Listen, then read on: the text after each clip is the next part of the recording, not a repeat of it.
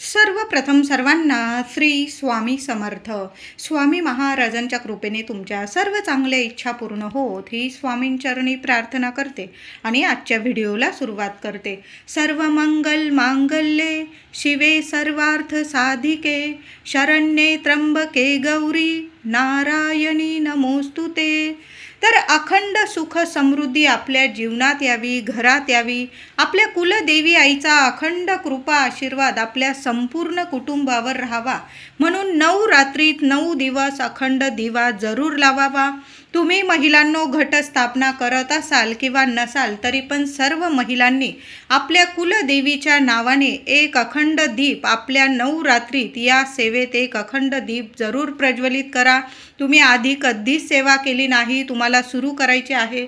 अतिशय सोन्यासारखी सेवा आहे. देवी आईचा 9 रात्रीत 9 दिवस अखंड दिवा जी महिला जपते, तेवत ठेवते, तिच्या घरात अखंड लक्ष्मी नांदत असते. तिच्या घरात कशालाच सुख समृद्धीला आणि देवी आईच्या कृपा आशीर्वादाला कधीच खंड पडत नाही. म्हणून महिलांनो अखंड दिवा जरूर प्रज्वलित करा. तर 22 सप्टेंबर 2025 सोमवार दिवशी घटस्थापनेचा म्हणजे शारदीय नवरात्रीचा प्रारंभाचा दिवस आलेला आहे. खूप सुवर्ण दिवस आहे. महिलांनो आपल्या घरात एक अखंड दिवा जरूर लावायचा आहे. तुम्ही घटस्थापना करत असाल दरवर्षीप्रमाणे तर तुम्ही जिथं अखंड दिवा लावतात त्याच ठिकाणी दरवर्षाप्रमाणे आपल्या परंपरेनुसार अखंड दिवा लावायचा आहे. आता ज्या महिला घटस्थापना करत नाही त्यांनी सुद्धा एक अखंड दिवा जरूर लावायचा आहे. तर अखंड दिवा तुम्ही कुठलाही घेऊ शकता. पितळाचा घेऊ शकता, चांदीचा घेऊ शकता, मातीचा घेऊ शकता, अगदी दगडाचा पारंपरिकरित्या आपले जुने पारंपरिक दिवे असतात दगडाचे ते सुद्धा घेऊ शकता. तुमच्या आवडीनुसार तुम्हाला दिवा घ्यायचा आहे. आधी जो दिवा लावला आहे यावर्षी तुम्हाला नवीन दिवा लावायचा असेल, महिलांनो खरेदी केला असेल, अतिशय छान गोष्ट आहे. तुम्ही देवी आईसाठी नवीन दिवा आणलेला असेल, मग पितळ असो, चांदी असो, माती असो किंवा दगड, आपण दिवा लावत आहोत देवी आईच्या नावाने. एक अखंड ज्योत आपण लावत आहोत आपल्या घरात. देवी आईला खूप सोन्यासारखी ही सेवा आहे. तर 22 सप्टेंबर 2025 सकाळी 12 वाजेपर्यंत तरी आपल्या घरात 12 ते 12:30, 12:39 11:41 ते 12:39 हा खूप शुभ मुहूर्त आहे, अभिजित मुहूर्त आहे. कारण एकदम सकाळी पहाटे तर आपल्याकडून एवढी सेवा होणार नाही, कारण देवपूजा वगैरे बरेच म्हणजे आपल्याला देवांची भरपूर सेवा करायची असते. त्या अश्विन शुद्ध प्रतिपदा म्हणजे घटस्थापनेला शुभ मुहूर्त हा सकाळी 6:09 अतिशय शुभ मुहूर्त आहे. पण महिलांनो तुम्ही राहूचा काळ मानतात तर सकाळी 22 तारखेला सोमवारी घटस्थापनेच्या दिवशी सकाळी 7 ते 9 हा 2 तासाचा राहू काळ असणार आहे. अशुभ वेळेत घटस्थापना करू नका, मंगल कलश देवाऱ्यात भरू नका आणि अखंड दिव्याची ज्योत सुद्धा प्रज्वलित करू नका.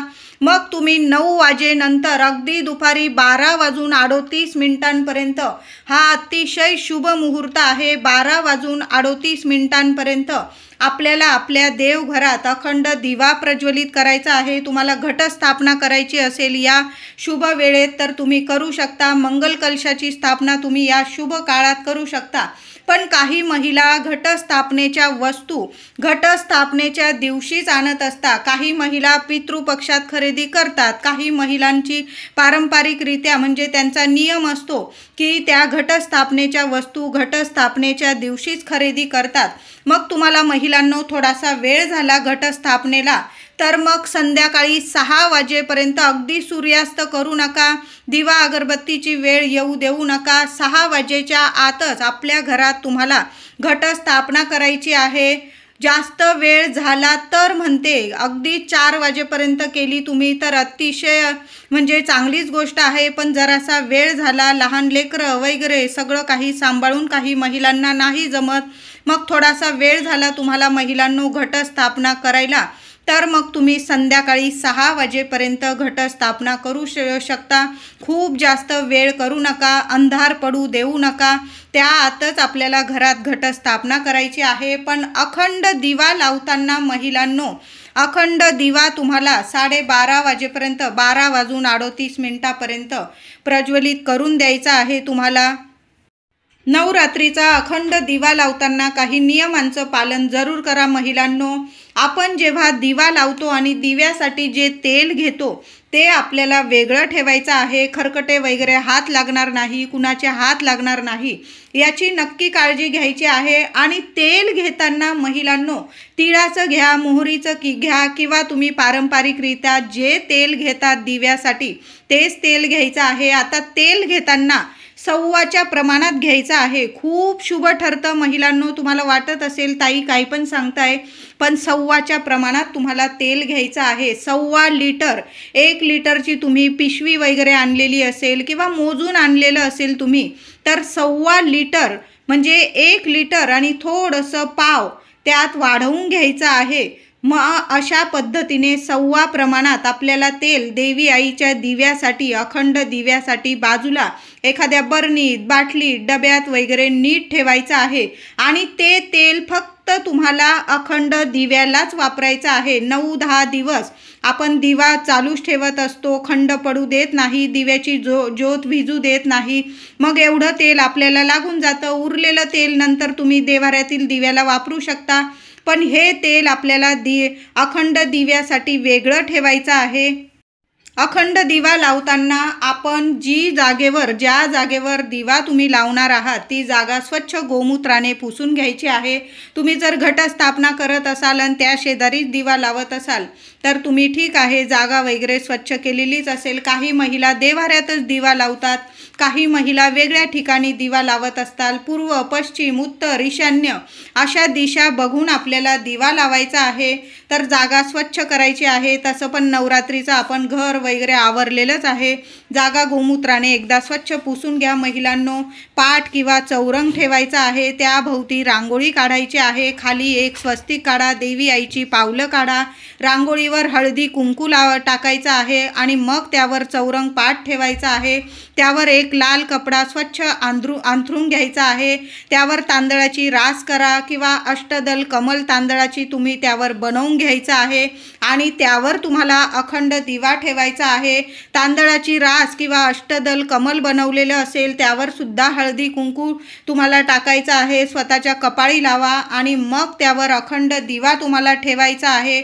अखंड दिव्याची वात तुम्ही कापसाची सुद्धा घेऊ शकता किंवा लाल पिवळा कलावा येतो बाजारात, तो कलावा जरी घेतला तुम्ही दुहेरी स्वरूपात तरीही चालेल। लांब वात आपल्याला हवी आहे। अखंड दिव्यात लांबच वात घ्यायची आहे। तुम्ही जर तुपाचा लावत असाल तरी पण तुम्हाला अखंड दिव्यासाठी लांबच वात घ्यायची आहे। लांब वात घेताना चांगली आपण स्वतःच्या हाताने बनवली तर खूप म्हणजे आपल्याला तो आनंद वेगळाच असतो। 1 पंजा आणि 4 बोटं जास्त असं 1.25 हात लांब वात आपल्याला तयार करायची आहे। कळालं असेल महिलांनो, आपला 1 पंजा आणि 4 बोटं जास्त अशी 1.25 हात लांब वात तयार करून घ्यायची आहे। खूप शुभ ठरते।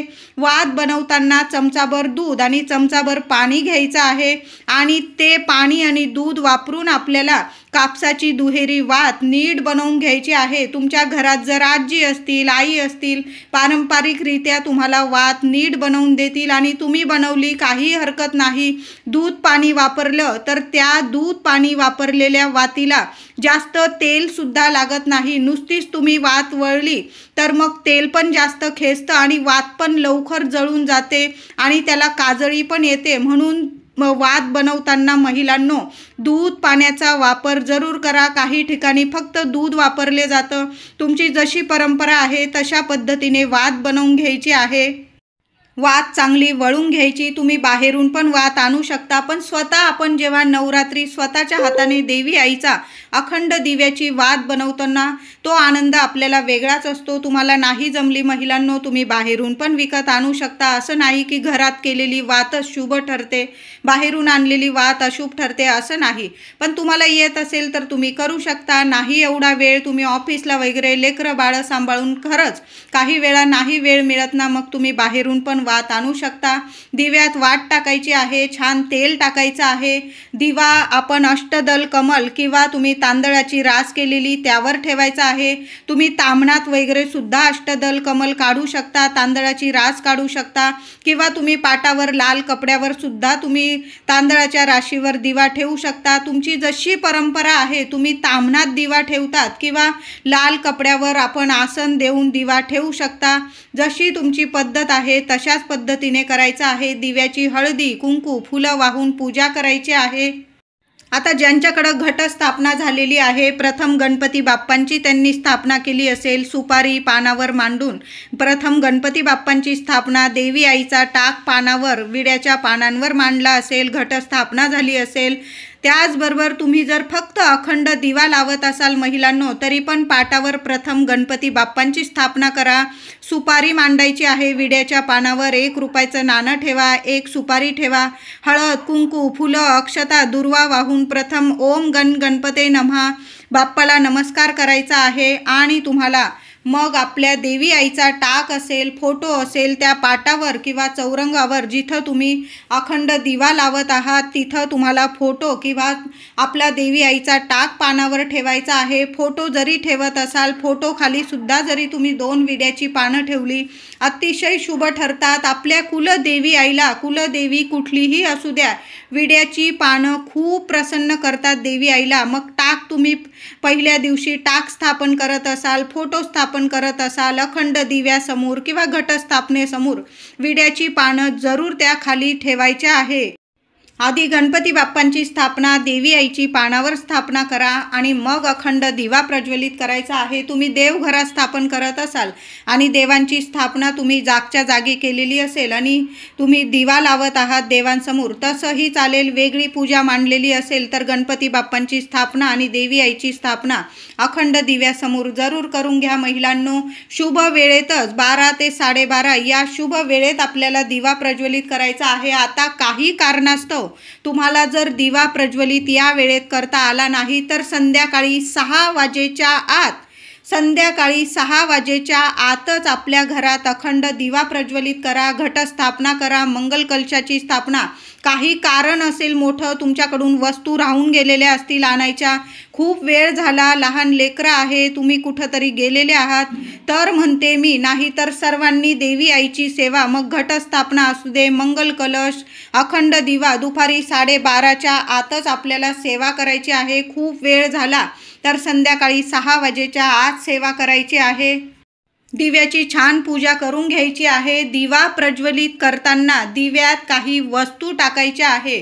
पहिली वस्तू म्हणजे भीमसेन कापराचा तुकडा टाकायचा आहे महिलांनो। त्याचबरोबर 4-5 तांदळाचे अख्खे दाणे टाकायचे आहे। अख्खे तांदूळ जेव्हा आपण दिव्यात टाकतो ना, आपल्या घरात पण भरभराट राहते आणि त्याने ऑक्सिजन सुद्धा खेळता राहतो। तांदळाचे 4 का होईना दाणे आपल्या अखंड दिव्यात जरूर टाका। 1 कापराची वडी टाकायची आहे, चिमूटभर हळद टाकता आली, 2 लवंग टाकता आला। या वासाने सुद्धा लक्ष्मी माता प्रसन्न राहते। यामुळे आपल्या दिव्याला काजळी सुद्धा कमी येते। मी म्हणत नाही की अजिबातच काजळी येणार नाही, कुठलाही दिवा अखंड जेव्हा लावतो, वस्तू जरी टाकल्या तरी थोडी का होईना काजळी येते महिलांनो, पण या वस्तू टाकल्याने ऑक्सिजन दिव्यामध्ये खेळतं राहतं आणि काजळी खरोखर कमी येते। जास्त आपल्याला काजळी काढावी लागत नाही आणि जास्त वेळा जेव्हा आपण काजळी काढत नाही, दिवा विझण्याची शक्यता सुद्धा कमी असते आणि 100% दिवा आपला चांगला अखंडच तेवत राहतो। 9-10 दिवस तुमचा दिवा अजिबात विझणार नाही। दिवसातून 1 वेळ ठरवून घ्या, रात्री झोपताना जरी 1 वेळा तुम्ही काजळी काढली, दिवसभर अगदी 24 तास जास्त तुमच्या दिव्याला काजळी सुद्धा येणार नाही। ही एक वस्तू म्हणजे तांदळाचे 4 दाणे, 1 कापराची वडी, चिमूटभर हळद आणि 2 लवंगा आपल्या अखंड दिव्यात जरूर टाकून द्यायचे आहे महिलांनो।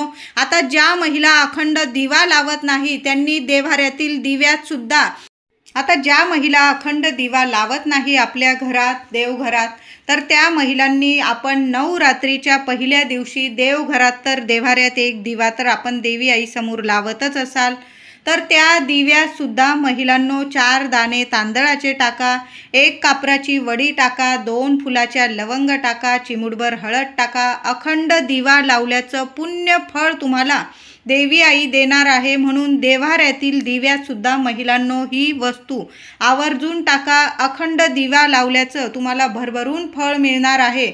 अवश्य नक्की टाका महिलांनो. नवरात्रीचा अखंड दिवा प्रज्वलित करताना महिलांनो हळदी कुंकू वाहून तर आपण पूजा करणारच आहोत, पण तुम्ही देवी आईचा मंत्र जपत आपल्याला दिवा प्रज्वलित करायचा आहे. तुम्ही शुभम करोती बोलू शकता.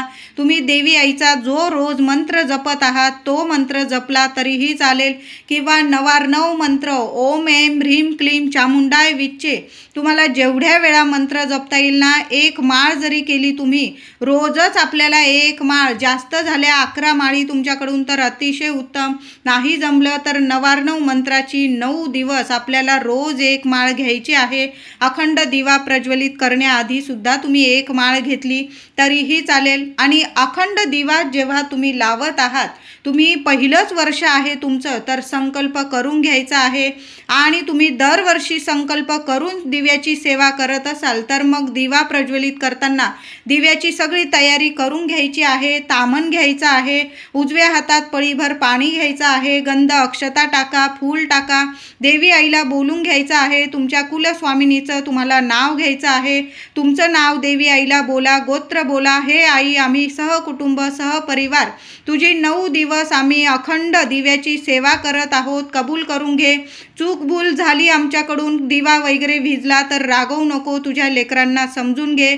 आम्ही मनापासून तुझी ही सेवा करण्याची पूर्ण मनापासून म्हणजे प्रयत्न करू, असं बोलून तुम्हाला ते तांदूळ, अक्षता, हातातलं पाणी तामणात सोडायचं आहे.